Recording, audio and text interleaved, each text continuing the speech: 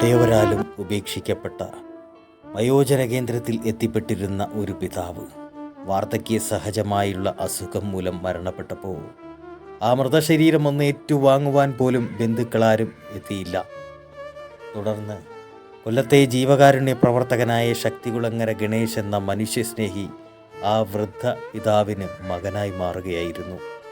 കൊല്ലം കോയിവിളയിൽ പ്രവർത്തിക്കുന്ന bishop Jerome അഭയകേന്ദ്രത്തിലായിരുന്നു ആ വൃദ്ധ പിതാവ് കഴിഞ്ഞു വന്നിരുന്നത്. വാർദ്ധക്യ സഹജമായ അസുഖം മൂലമാണ് മരണപ്പെട്ടത്.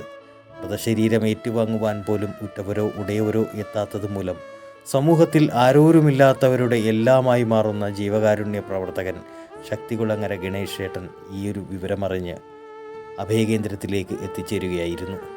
പിന്നീട് ഈ അച്ഛൻ്റെ മൃതശരീരം ഏറ്റുവാങ്ങി ഒരു മകൻ്റെ സ്ഥാനത്ത് നിന്ന് എല്ലാ കർമ്മങ്ങളും പൂർത്തീകരിച്ചു. പിന്നീട് കൊല്ലത്തെ മുളങ്കാടകത്തെ പൊതു ശ്മശാനത്തിലെത്തി കുഴിവെട്ടുകയും മരിച്ചുപോയ ആ പിതാവിൻ്റെ മകൻ്റെ സ്ഥാനത്ത് നിന്ന് കർമ്മങ്ങളെല്ലാം പൂർത്തീകരിച്ച് ആ മൃതശരീരം മറവു ചെയ്യുകയായിരുന്നു.